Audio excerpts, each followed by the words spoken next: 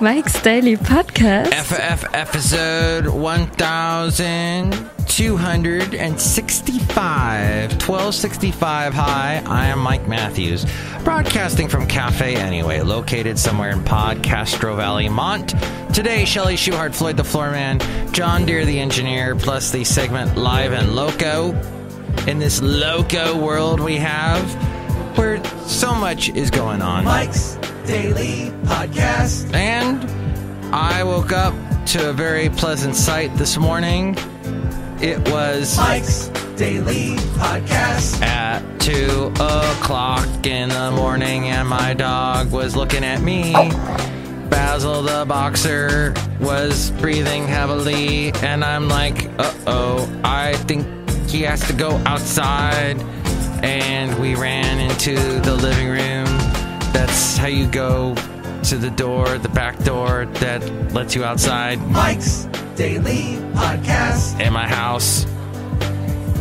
But he didn't make it.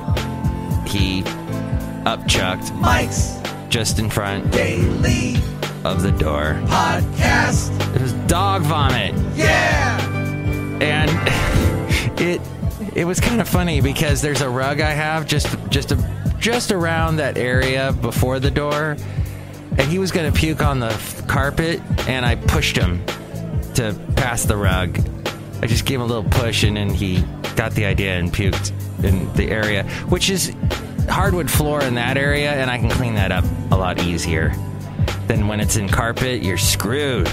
Oh, so that's the one good thing about my house. It's mostly hardwood floor. So he went outside and ate some grass, and I think he threw up some more, and he was fine. I think what it is we went walking in Fairmont Ridge yesterday, and there are some people that go there every day and walk their dogs. I try and go only once a week, but they got cows there. And well, some dogs like to eat what the cows leave behind, and that's not such a good thing. The dog, it's just not good for the dogs at all. Horse stuff can process, but the dog stuff, no. I mean, the cow stuff, no, for the dog. But I am not a specialist in this area. This is just what I have observed. Speaking of dogs, oh, look, I just walked in. I mean, speaking not you, Chely Shoehart. Mike Matthews, that was like really insulting. I meant to go into this next sentence where I was going to say I met Robert Owen Welsh's dog. Robert, who does the segment Welsh on the World, which he hasn't done in over a year. And he has a new dog named Winter. Mike Matthews, that's like so cute. I mean, a little dog named Winter. Does it go woof woof? It doesn't even bark yet. It's so small, this tiny little thing. It was really cute. So I was going on and on last week about how I thought he shouldn't have a dog, but after talking with him and his wife Christy, I could see that Robert and Winter and Christy are going to be a happy family. Robert takes Winter with him wherever he goes, and he just looks like he's being a responsible dog owner, and I'm proud of him, and I take back what I said earlier. Who else just walked in? Hello, Mike, this is Floyd the Floorman. Hello, this is John Deere the engineer. Mike, we're both petrified of this whole Trump thing. Yeah, this is getting out of hand. He's repealing everything Obama did. We're gonna have no more forests left. No more No, I wouldn't. Ah! Yeah, this is not a good week for people on the more liberal side. It's sort of this, what the heck, what's going on? But we knew this was going to happen. When we knew the day he got elected that the 100 days thing was going to be frightening. Well, I'm going to give you words of encouragement. Listen to Vince in the Bay, and he will get you laughing. And laughter leads to, I think it leads to power. I think it gets us moving in the right direction. Vince in the Bay, this guy I work with named Vince, he does this great show. And what he does is he takes Trump's last speech, which he gave to the CIA, or his first speech. It was his first acting speech as a president post-inauguration. He did it on Saturday. He went to the CIA, and there was this room full of people, and Vince points out that a lot of these people weren't actually CIA employees. These were just Trump fans. These were like CIA employees' wives or husbands that are Trump supporters. That, hey, can you get me in to when Trump shows up? I want to see when he talks. I want to be near him. That was like a big deal to those people. So they reacted more to what Trump basically rambled for 5 minutes. He had no speech written out. He just totally improvised, which is hilarious because so basically he got elected because he's not a politician, right? Everybody says, oh, he's so different. He's not from he's from Hollywood. He's not from the Washington, D.C. machine. And he really proved it at the CIA thing. Just said things you're like, what? If I was his press secretary or his, marketing director or whatever you want to call it, I would be pulling my hair out if I had hair. So Vince goes through every line, basically, and points out some hilarious observations. Here's today's podcast picture. Hey, here's an observation. Lake Chabot in Podcaster Valley is overflowing. I have never seen this much water at Lake Chabot.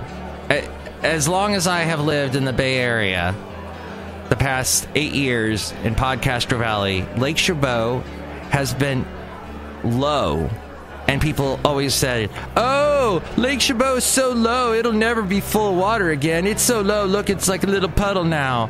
Oh, I remember when it was full of water and we could go fishing. Well, it's more than full of water. And actually, there was a lot of older people there, a lot of senior citizens there yesterday that were checking it out because they were, wow. I remember when it was really high, but I don't remember being this high. It's high. So I took a picture of that, and there's Basil the Boxer observing as well. This is pre him eating cow droppings. Ugh. This is the time of year I dread. So I'm not going to go back to Fairmont Ridge for a while to avoid that situation and leave the cows be. Here's an expression that I learned from the wonderful TV show Portlandia. Top bun. I've been watching the season that they just put up on Netflix, and the first episode features the Flaming Lips, which I don't know what happened to the lead singer, but his voice sounds really bad. What the heck? They're an awesome band, but they don't have a problem with hair. They got lots of hair, those guys in that band. But they do point out in this episode this new cultural phenomenon that's been going on.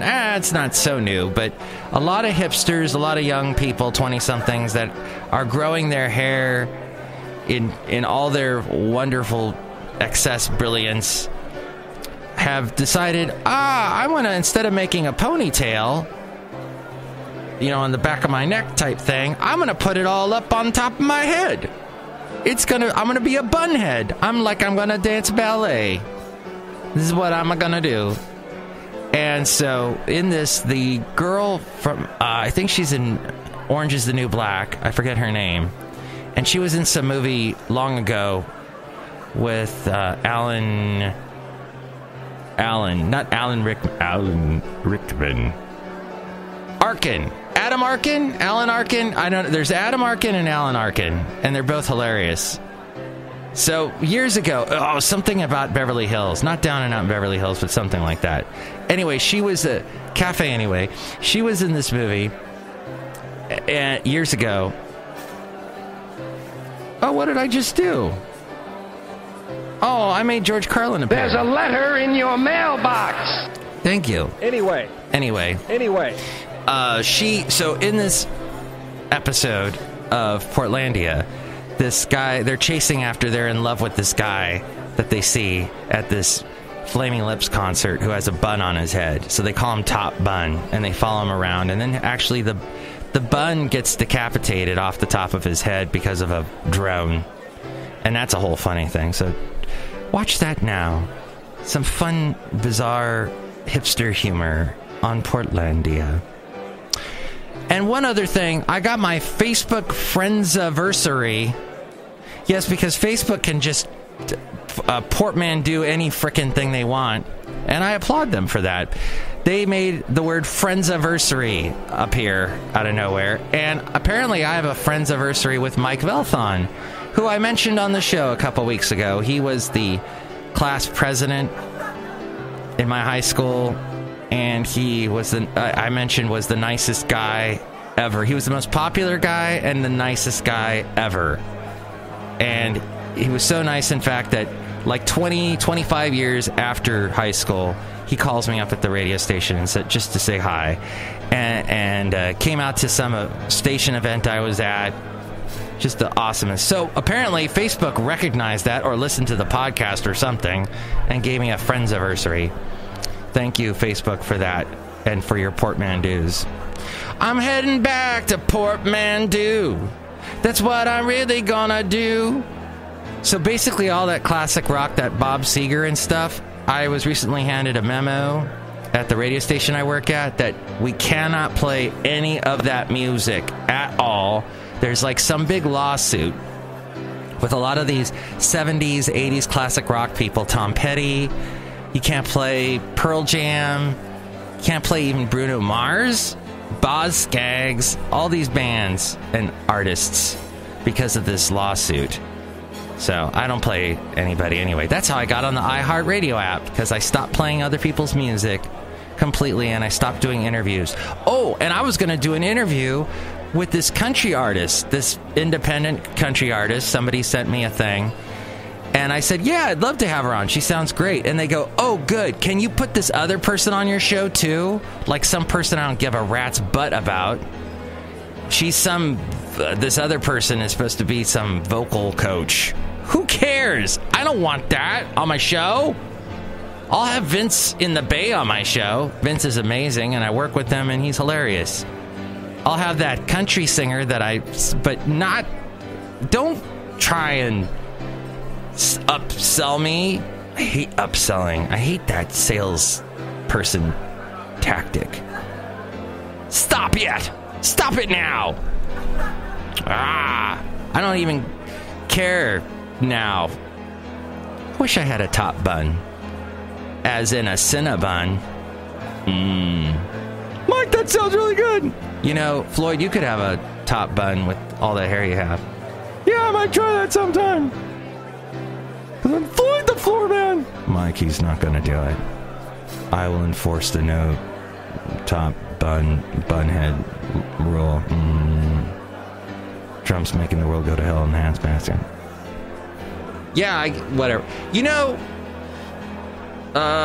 anyway, MIKEs-DAILY-PODCAST-1265-Portmanteau is a wonderful place where you can go and find out more about the podcast picture, past interviews. There's a link to where you can find us now on iHeartRadio. And you can help out the show. There's a link to Amazon. Click on that. Buy whatever it is you're going to buy on Amazon. That helps us out. Thank you. There's also a PayPal there, a donation thing. Because, you know, podcasters got to do that. The independent people. Because this is why, you know, Trump is probably going to pull all the money out of PBS and NPR. And in some ways, I'm really happy about that. Although there is an NPR show that I listen to. Actually, it's a PRI, which is slightly different. That's Public Radio International, which their logo is voiced by Adam Arkin, who I mentioned previous.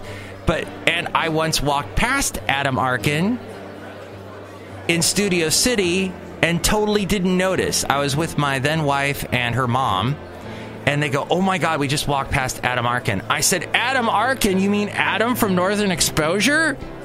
The cook that wears the hat? Like I wear a snow hat all the time. He had a snow hat on all the time. He was this amazing cook. And people would be like, wow, Adam, why are you yelling all the time? Why? Why am I yelling? Because I'm surrounded by idiots. Do you know the palate that you are dealing with? He would say stuff like that. That was really wonderful, because he was a really frustrated, amazing, genius cook, apparently. Hey, I got on a tangent there. Oh, also that day, we ran into, it was in Studio City at their farmer's market. You can run into a bunch of people, a bunch of celebrities. There was also Ed Begley Jr.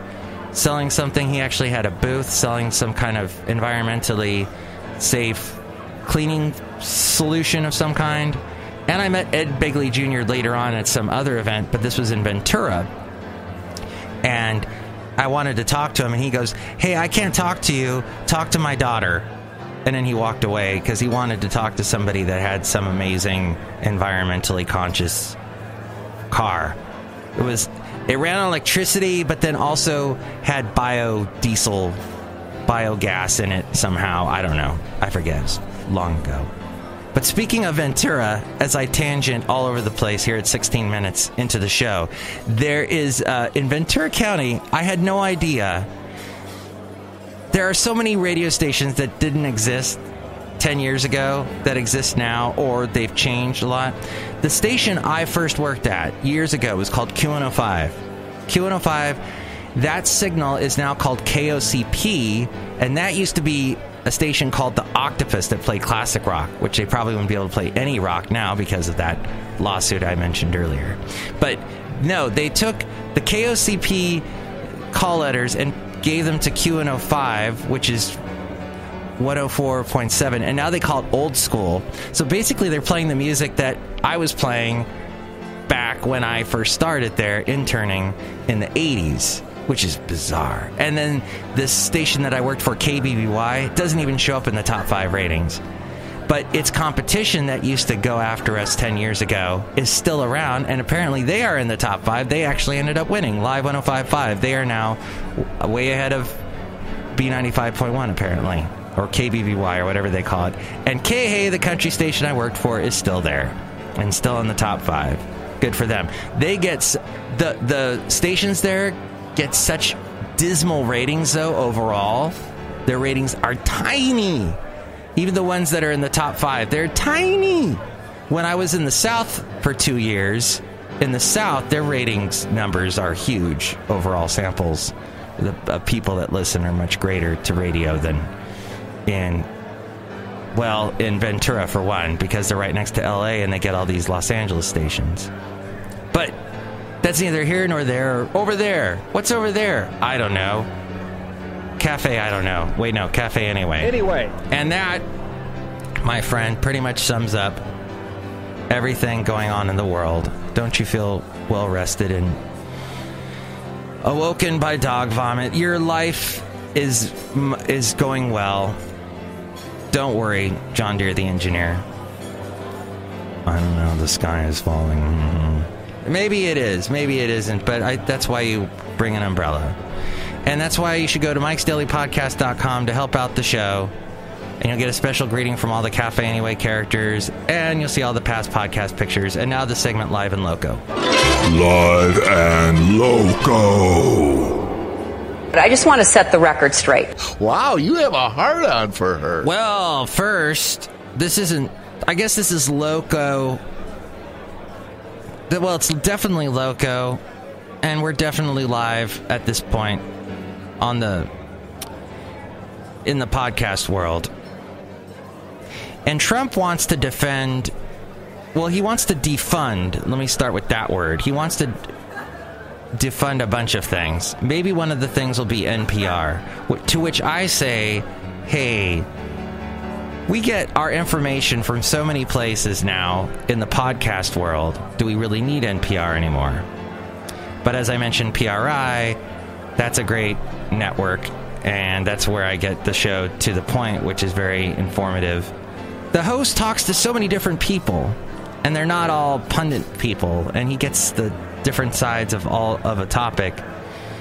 He does a great job. Warren Alney, he's been around for a while, doing an amazing job on the radio and now in podcasting. But China said yesterday it had irrefutable sovereignty over disputed islands in the South China Sea after the White House vowed to defend international territories in the strategic waterway. White House spokesperson Sean Spicer, who we talked about on the last show, in his comments on Monday signaled a sharp departure from years of cautious U.S. handling of China's assertive pursuit of territorial claims in Asia. He said the U.S. is going to make sure we protect our interests there. Chinese Foreign Minister spokeswoman Hua Chunying told a regular news briefing on Tuesday the United States is not a party to the South China Sea dispute. China claims most of South China Sea, while Taiwan, Malaysia, Vietnam, the Philippines, and Brunei claim parts of the sea that command strategic sea lanes and has rich fishing grounds along with oil and gas deposits. This according to Reuters. China's sovereignty over the Spratly Islands in the South China Sea was irrefutable, Hua said. But China was also dedicated to protecting freedom of navigation and wants talks with nations directly involved to find a peaceful solution. We urge the United States to respect the facts, speak and act cautiously to avoid harming the peace and stability of the South China Sea, she said. Now, Trump, in other things he is doing, said today he would seek a major investigation on voter fraud in the November election, despite an overwhelming consensus among state officials, election experts, and politicians that voter fraud is rare in the U.S. Now, voter fraud, of course, we're all wondering with the Russians what they did, but that is, they affected the election in all the leaks through WikiLeaks and Julian Assange. Trump said in Twitter, I'll be asking for a major investigation into, all caps, voter fraud, including those registered to vote in 2 states, those who are illegal. And what's the other one? Oh, I don't know. He's a frickin' conspiracy theorist nut job, and he's now our president. And finally, sales of existing homes fall as supply hits a 17-year low. Yes! U.S. home resales fell more than expected in December as the supply of houses on the market dropped to levels last seen in what year? 1999. Dun, dun. Reuters told us this story. And this could have limited choice for buyers. So buyers said, I don't want to do this anymore. I don't want to buy anything. While strengthening economy and tightening labor market, which is steadily driving up wages, are supporting the housing market, sales remain hamstrung by a dearth of inventory. Last month, the number of unsold homes on the market fell 6% from a year earlier, the lowest level since 1999. As we go outside a cafe anyway, we bring you Mike's Daily Podcast, somewhere in Podcastro Valley. I hear from the guy I do the show for, who said to me once, I'm not going to listen to your podcast because I hear you do women's voices on it. I heard he said that millennials aren't going to buy houses, that they're fine with renting, especially since houses are so freaking expensive, which makes some sense. We'll see. I hope you learned a lot on today's show. It was a dearth of stuff. And that's what we're here to do, is to bring you up to speed and bring you a portmanteau or two. And that's what life is all about, isn't it? God, I hope it warms up in the mornings. I am done with it being 0 degrees when I get up. I'm such a weak Californian. Have a great day. Mike's Daily Podcast is written and produced and performed by Mike Matthews. His podcast is super easy to find. Download or listen to his show and read his blog at MIKEs-DAILY-PODCAST.com. Email Mike now at MIKES-DAILY-PODCAST@gmail.com. See you tomorrow. Bye. Next show, Benita, the Disgruntled Fiddle Player, and the Brewmaster. And a big congratulations to my neighbor 2 doors down. Her daughter, Emily, has picked a college. She's going to go to Sonoma State. Yay! Oh, I should be giving her a big applause here. Hold on. And then also her sister has been going to Sacramento State for a while. So, good job to them. Here's my big applause for you. Excellent. So happy to hear. All the teenagers on my street are going to college. What a better world this will be, hopefully.